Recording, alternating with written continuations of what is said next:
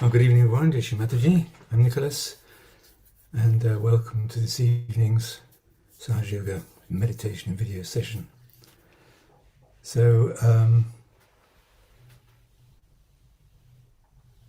as usual, I think we need a few minutes at the end of the day to settle ourselves, to calm ourselves, and to get into that meditative state, as it's called. So what we can do now, please, just for a few minutes, I'll play a little bit of music at the beginning, and then we'll just have a few minutes silence just to get ourselves centered, get our attention up into the Sahasrara, work on any tensions you've got, check it out, see how we feel, and just get into that space up here. And our attention in silence, the silence in here.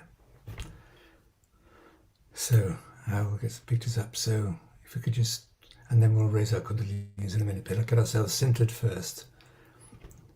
That's quite important. All right.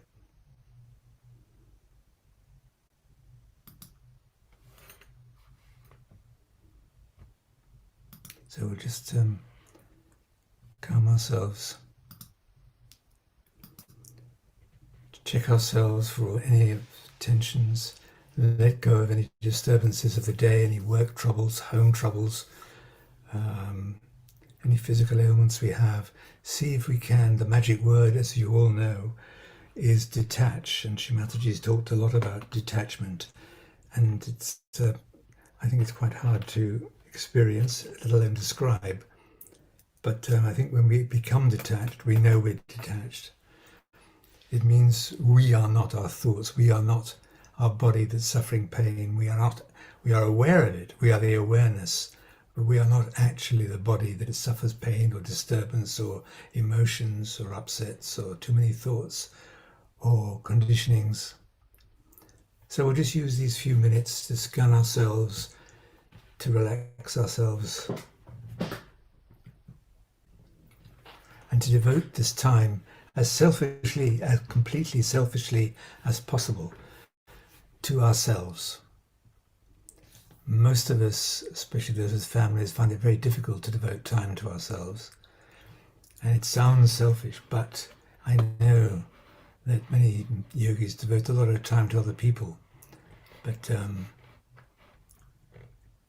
we also have to give time to ourselves to grow and to evolve.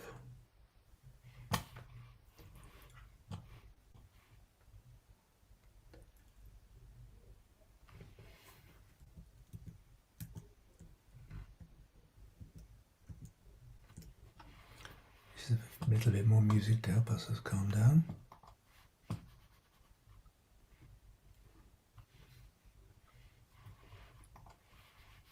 That's interesting.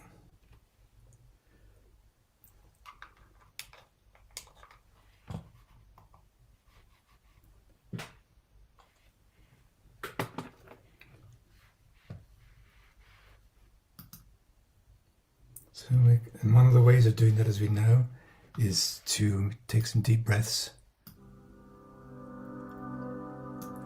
and relax from the top of the head, through our face, through the shoulders and arms, all the way right down to our feet.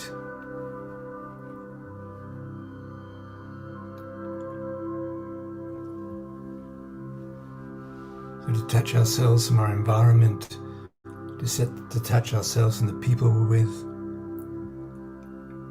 all that are around us.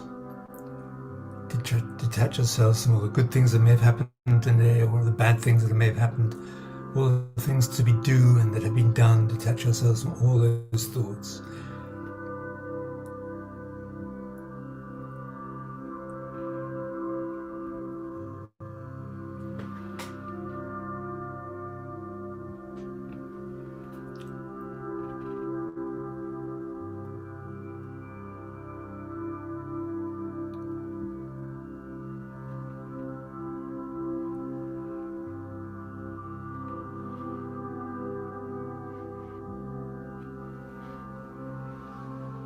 Let the breath flow in just for a few seconds and slowly, slowly flow out which helps automatically relax the body and the mind.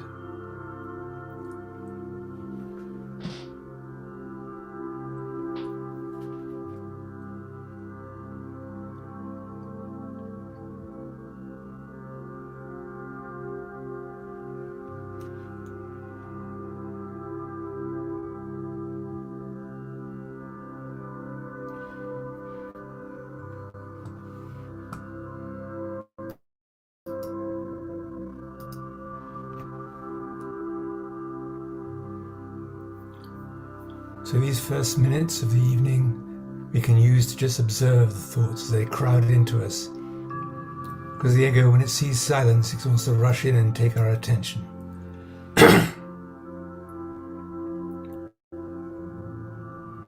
So this is where we can, as it were, climb to the top of the mountain and be above our thoughts and watch them swirl through and watch them come in and fade away. And the next one come in and fade away.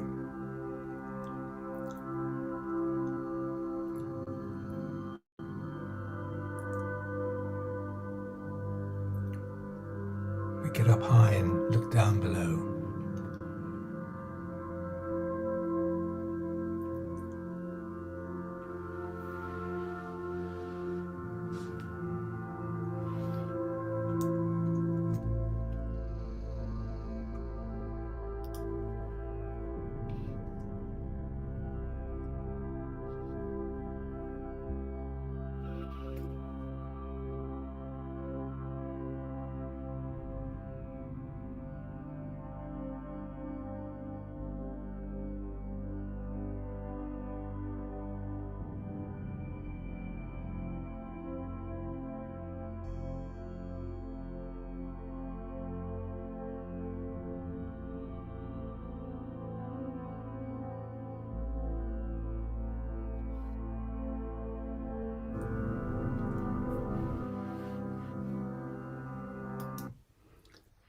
So now with our attention in the Sahasrara, let's raise our kundalinis and put ourselves in bandha.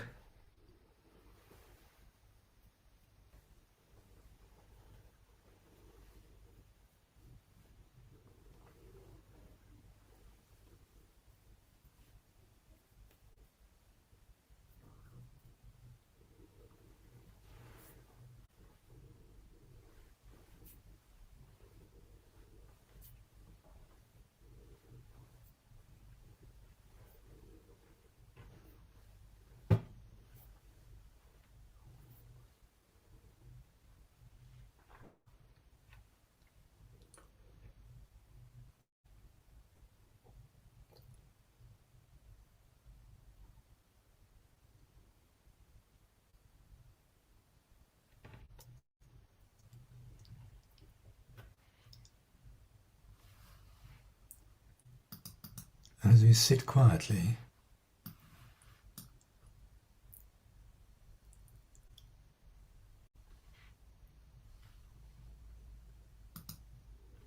let me see. Just let ourselves do nothing, because there's nothing to do.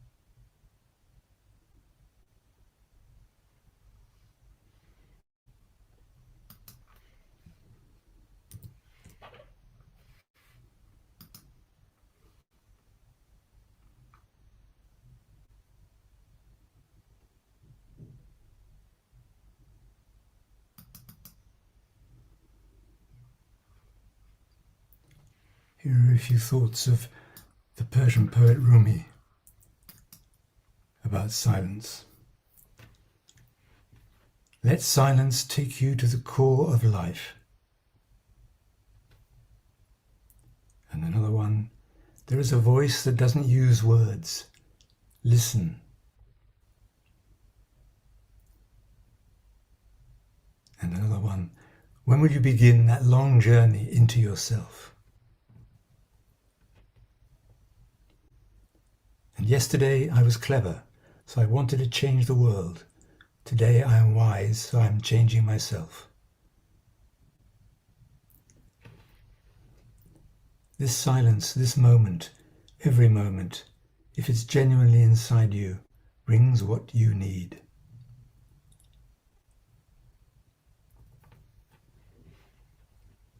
And two quotes from Lao Tzu, who's in our void. Silence is a source of great strength.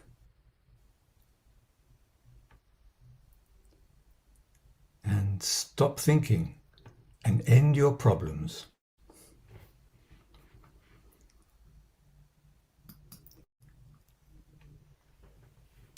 Of course, there are people, there is a thought that silence means nothing and is a kind of weakness, whereas really it isn't.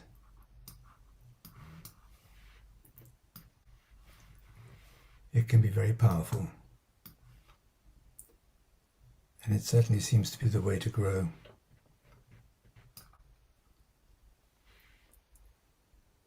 So, we'll move to the video now. I'll just stop the share and change over. 1 second.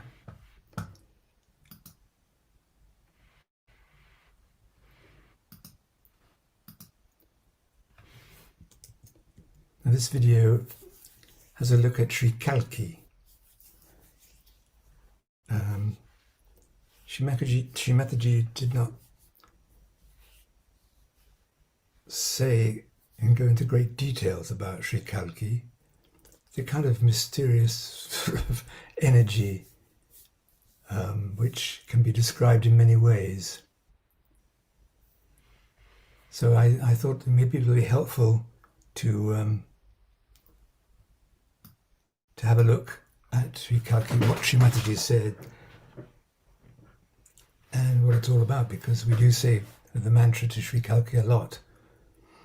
Okay.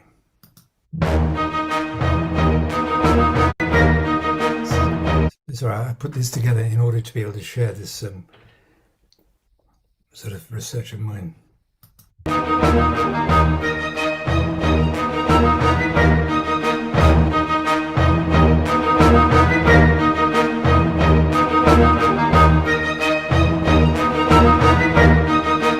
The second advent of Christ is going to be a very serious one. When he will come, he will have 11 destroying powers. With that, he will destroy all that is useless, all that has gone wasted, all those fanatics or whom they call Christ, I won't know, he's told that very well. All these things he is going to absolutely finish off. And those who are realized souls who have entered into the kingdom of God will be only saved. And this is what is described in all the scriptures. Of course, somebody calls them, say, Islam calls it Mahdi. In India, he is called as Kalaki. In the Bible, he is called as the Christ on the white horse. He is called by various names. But it is definite that he is going to come. And when he comes, then he is not going to bother as to tell you and convince you and to counsel you or to redeem you and give you realization. That time, he is not going to bother about it. He is going to come in pure destructive form, where he will destroy all that is useless. And to understand this, if you see the Sistine Chapel of Michelangelo, you can see him clearly standing at the Agya Chakra with a robust body, throwing people up and down. Those who call Christ, he throws them down, because they did not do anything what Christ has asked for.